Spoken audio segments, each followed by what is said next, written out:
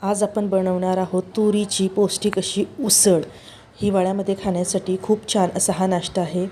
तर त्यासाठी बघा 1 वाटी तुरी घेतलेल्या आहेत मी.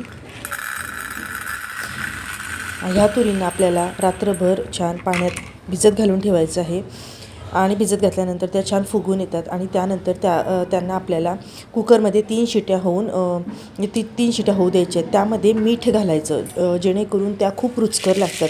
त्यानंतर आपल्याला पॅनमध्ये 2 चमचे तेल घेतलं आहे मी. त्यामध्ये जिरं, मोहरी छान तडतडू द्यायची आहे आणि बारीक चिरलेला कांदा, कढीपत्ता आणि मिरच्या यांना छान होऊ द्यायचं. ही उसळ खूप छान लागते खायला. आणि बघा आपला कांदा छान तांबूस होईपर्यंत परतून घ्यायचा आहे आणि त्यामध्ये मग आपल्याला बेसिक मसाले, हळद आणि थोडा अगदी मसाला जो आपल्या घरात गरम मसाला असतो तो अगदी छोटा अर्धा चमचा घालायचा आहे. मीठ हे विचार करून घालायचं, कारण जेव्हा आपण तुरी उकळायला टाकतो कुकरमध्ये तेव्हा आपण त्यामध्ये मीठ घातलेलं असतं. त्यामुळे मीठ घालताना थोडं कमीच मीठ घालायचं.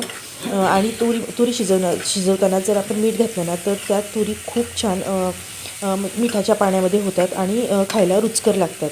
तर बघा आपला कांदा छान तांबूस झाला आणि त्यानंतर आपण यामध्ये उकडलेल्या तुरी घातल्या आणि छान परतून घ्यायचं आहे. थोडी एक वाफ होऊ द्यायची आहे. त्यानंतर मी यामध्ये बारीक चिरलेली कोथिंबीर घालते आणि त्यावरती झाकण ठेवून एकच वाफ करायची आहे. आपल्याला जास्त वेळ लागत नाही, कारण आपल्या तुरी ऑलरेडी छान शिजलेल्या असतात.